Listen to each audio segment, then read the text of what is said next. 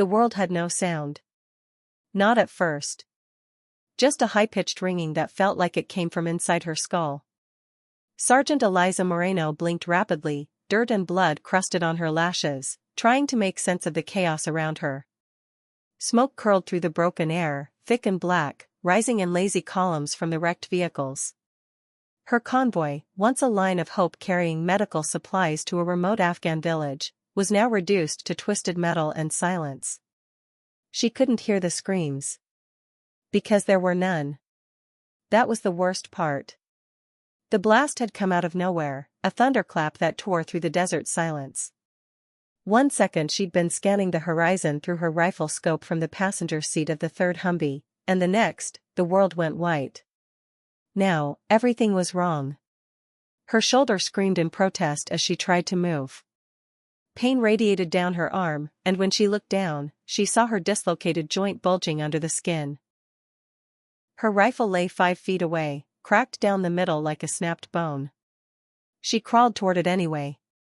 Debris crunched under her as she moved. All around her were the broken remnants of her team, people she'd trained with, laughed with, written home about. Some were clearly gone. Others lay too still to guess. Eliza bit down on a ragged breath and looked up toward the ridge. They were supposed to be safe here. This was meant to be a peacekeeping run, low threat, high trust. She remembered the smiles of the village kids just 2 days ago, waving at the convoy like heroes were passing through. And now this. She reached for her rifle and held it close, even though it was damaged. It grounded her. It reminded her she was still a soldier, even when everything around her was broken. Tucked inside her vest was a folded photograph, now smudged with ash. She pulled it out with trembling fingers. Her little brother, Marco, 10 years old, beaming proudly in a homemade "My Sister's a Soldier" t-shirt. She stared at it longer than she intended. It steadied her. It reminded her why she was here. Then, through the haze, movement. She lifted the fractured scope to her eye. Just shapes at first, figures on the horizon. Trucks. Camouflage. Heavy weapons. Not friendly. Her breath caught. They weren't done. A full enemy convoy was approaching, probably drawn by the explosion, ready to ensure there were no survivors. She was it. One broken sniper. No backup. No comms. No plan. But she had a weapon. She had resolve. And she had Marco's photo pressed against her heart. Eliza clenched her jaw and whispered to herself, "You're not done yet." She dragged herself to the edge of a rusted frame, steadying what was left of her weapon. If this was her last stand, then she'd make it count. Not for medals. For them. For all of them. And for the ones who still believed in peace. The sun beat down on the desert wreckage, turning metal into molten heat. Blood caked Sergeant Eliza Moreno's temple, and every inch of her body throbbed. But pain didn't matter. Not now. She pulled herself across the sand, dragging her damaged rifle and a half-full magazine pouch toward the charred remains of an overturned Humvee. The engine block offered just enough cover and height, her best shot at a vantage point.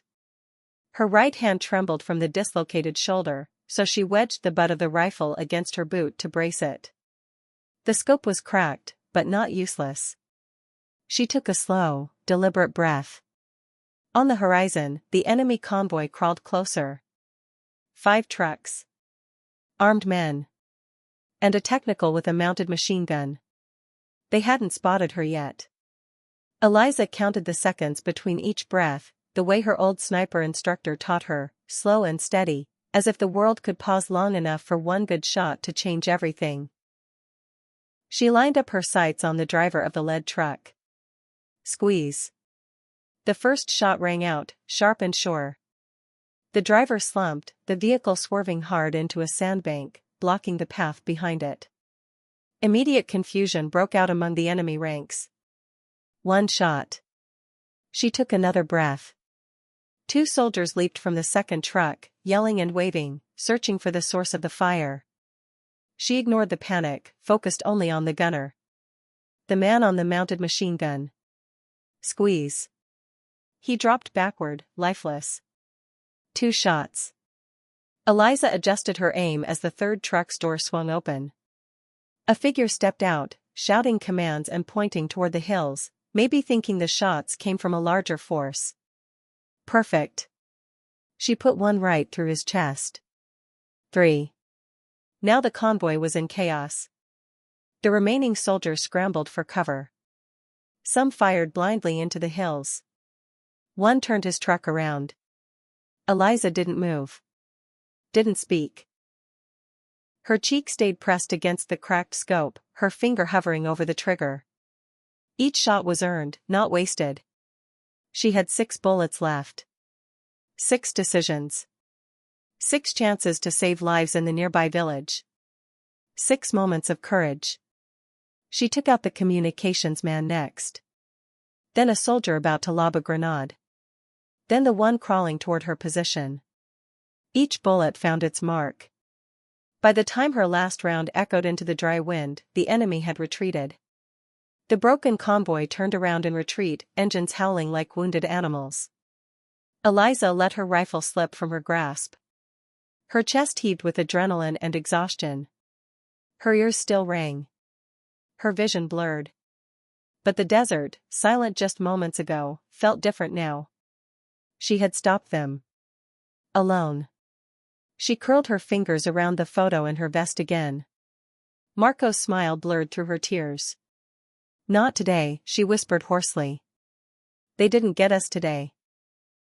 And then her head dropped back against the warm steel, her eyes scanning the sky, waiting for the rescue she wasn't even sure would come.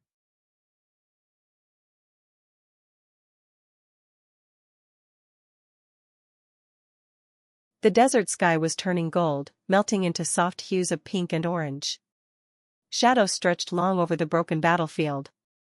Eliza Moreno lay half-conscious behind the burnt-out husk of the Humvee, her lips cracked, her uniform soaked with blood and sweat. Every breath rattled in her chest like dry leaves. She didn't know how long it had been. Minutes? Hours? Her head lolled sideways, and for a brief second she thought she heard it, a voice. No, a crackle. Her eyes fluttered open. The radio. She'd almost forgotten about it, half-melted, wedged beneath the body of Corporal Ruiz. His lifeless eyes stared up at the sky. She reached over with her good arm, teeth clenched against the screaming pain, and pulled it free. More static. Then. This is Talon Base. Repeat, any survivors, identify. Say your name.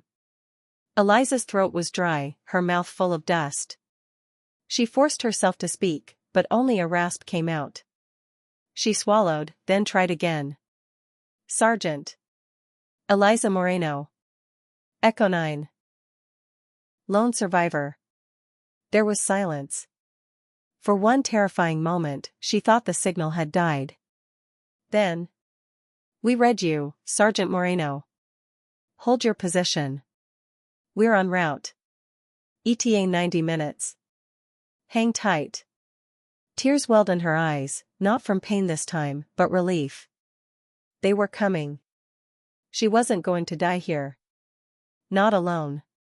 She dropped the radio gently beside her, letting the words echo in her mind like a lullaby. But just then, a faint shuffle reached her ears. Not from the radio. From nearby. Her hand flew to her sidearm. She raised it weakly, the barrel wobbling as she scanned the dunes. A figure appeared, small, barefoot, cautious. A boy.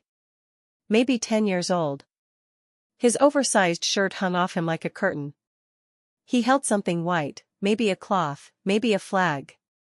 She didn't lower the gun at first. Her instincts shouted danger. But the boy didn't run.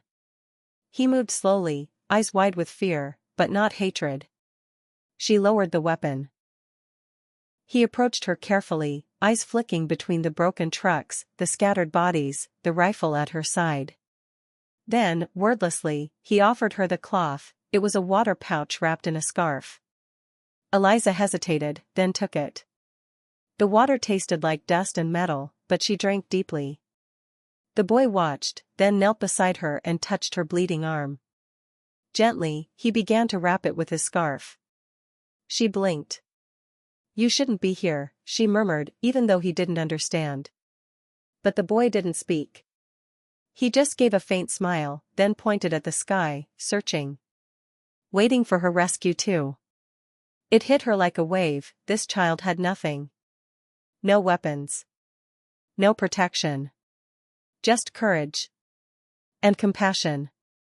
In a place torn by war, where sides were drawn in blood and borders, this child reminded her of something forgotten, that humanity still flickered, even in the ashes. She pressed her hand to his. "Thank you." And for the first time since the blast, Eliza felt something more powerful than fear, hope. 6 months later, Sergeant Eliza Moreno stood behind the curtain in a crisp dress uniform, her left arm still in a sling, the scars on her shoulder hidden beneath polished metals. Her legs trembled, not from pain, but from nerves. She'd faced war zones and gunfire without flinching, but this was different. On the other side of the stage, a sea of faces waited.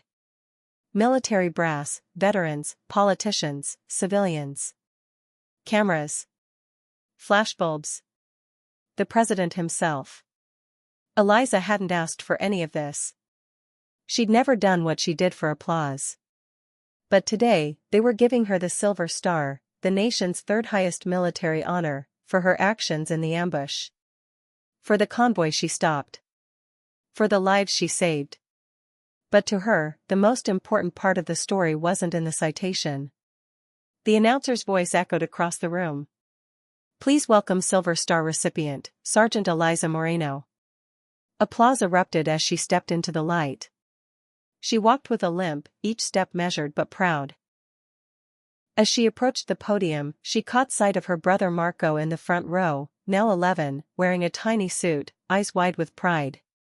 Eliza took a breath, then leaned into the microphone. "I don't like being called a hero," she began, voice calm but full. "I was a sniper. I was trained to end things before they began.